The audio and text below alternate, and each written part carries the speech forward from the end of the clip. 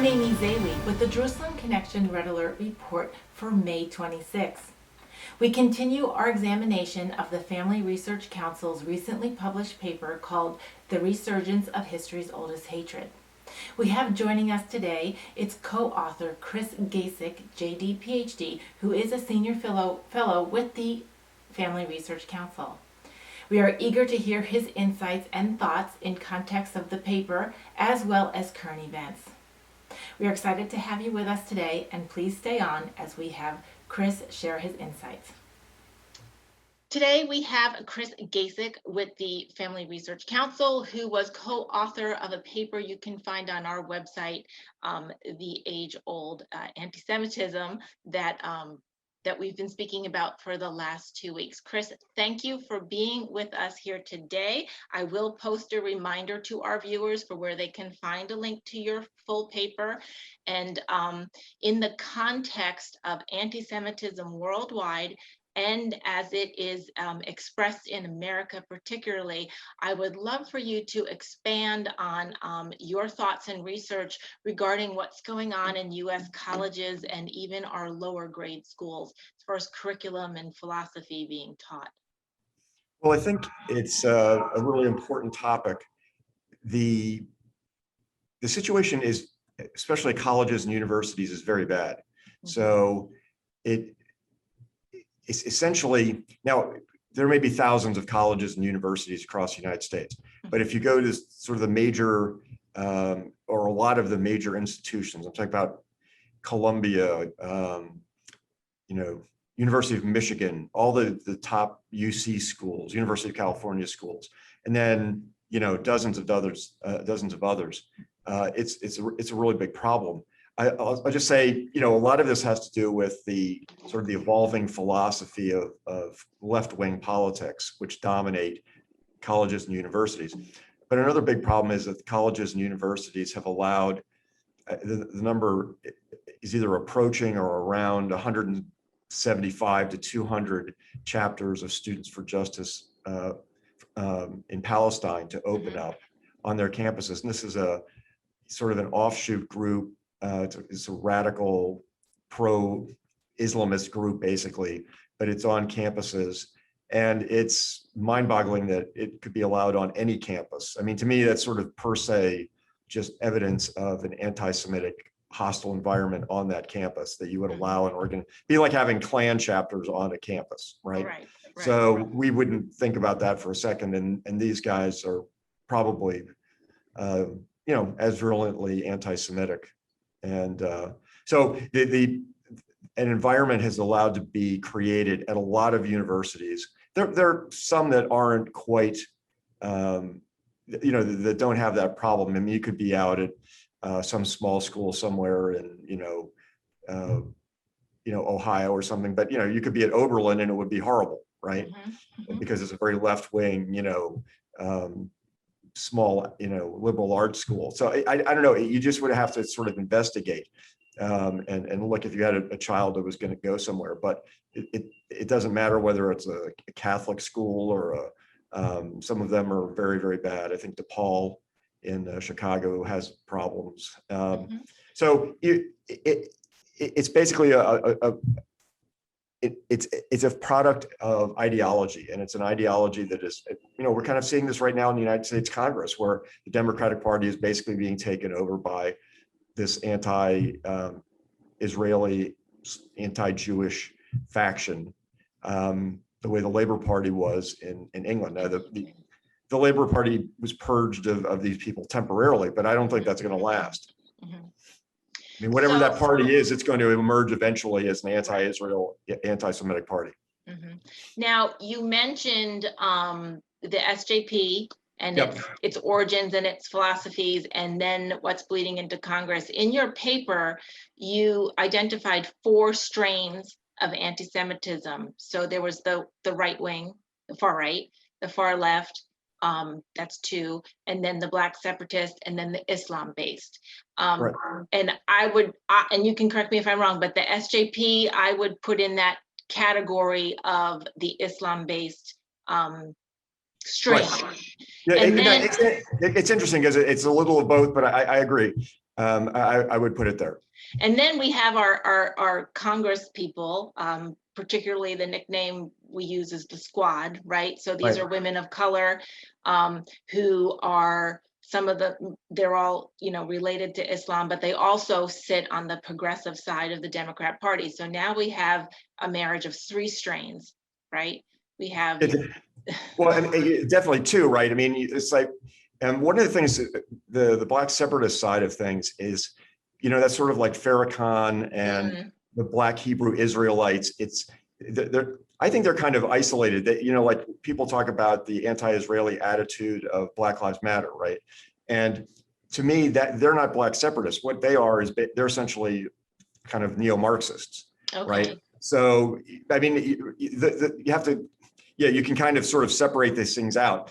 And I don't think the folks on the Hill are in that sort of, I don't think we have any Nation of Islam people there. I think they're either, some of them are, have a Islamic basis for their animosity toward Jews, but they're also very, very hardcore left. The left, so, right. Like Ocasio-Cortez is not, I think she's just hardcore left, and she's not. But Tlaib and Omar are sort of different, Right. But it's like, while you kind of can identify the strains, what you also see is that sometimes there's a cooperation or an overlap.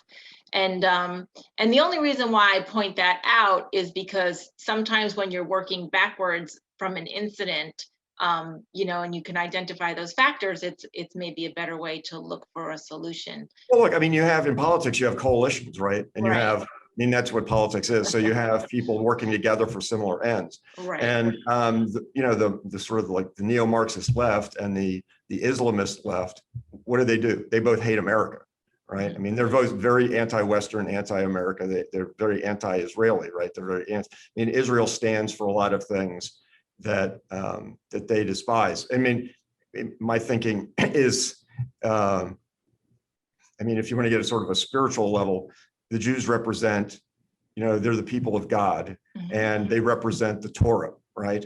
So if sort of like from the devil's perspective, right, from this sort of satanic view of the world, right?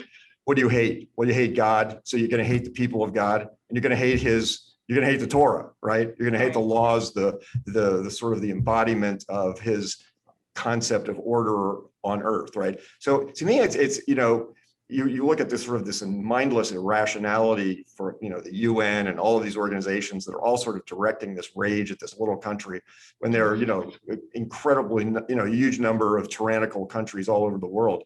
And I think it sort of comes back to a lot to this, right? I mean, it's just as a Christian, we sort of look at things in a different way. I mean, you could have a totally separate secular analysis, and which is still a valid analysis, but no, I mean, right. I mean, okay, so let's say you don't believe any of that stuff. Okay, fine. So you still have the sort of behavior that you have to explain in these ideologies that are, Marx was a profound anti-Semite. That was the first part of the paper. I'll just say is it's the section on the sort of rise of left-wing ideology and how it's changed. I think it's the best part of that is that just go back in the footnotes. You're going to find a lot of really interesting articles to read. And for Jewish people, I would say one of the things, there's a lot of good, a lot of good writers cited, in the paper, especially the Tablet magazine, I think is a very good place if you're interested in this topic.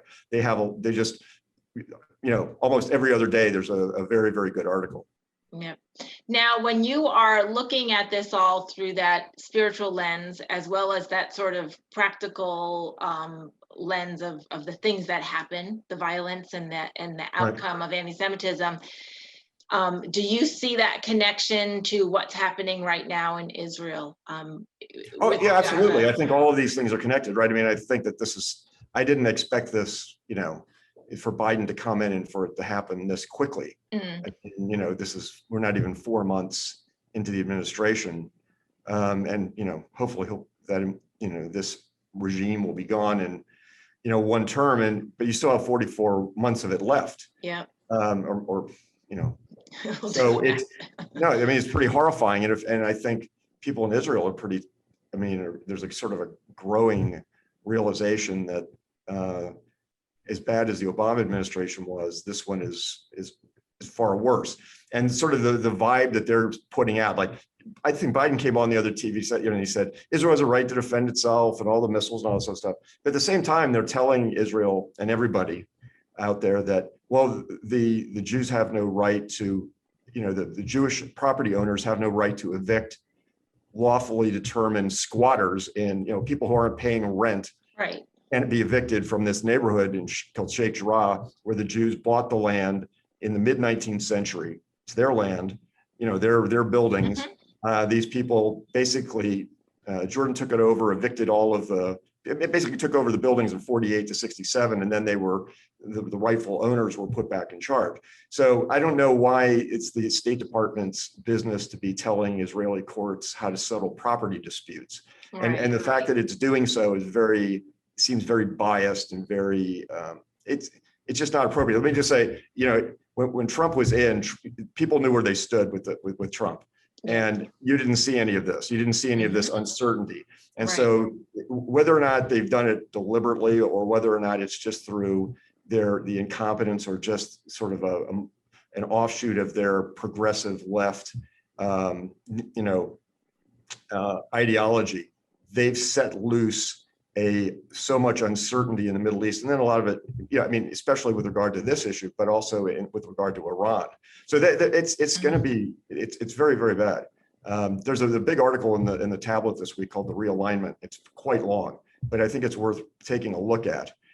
Just in terms of their policy, about the sort of the Obama Biden worldview is to sort of realign the entire Middle East and put it in the hands of Iran, which is, even if you wanted to have an arms control agreement, right, about which I'm not a big arms controller kind of person, but you could separate that out without having to have this sort of,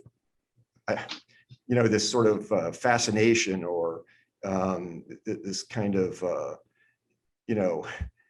excessive desire to, want to, or fixation, let's say, about somehow Iran is going to make the world a better place. I mean, this is an this is probably as close to a fascist, neo-Hitlerian regime that you've seen, other than China, since World War II, right? Yeah.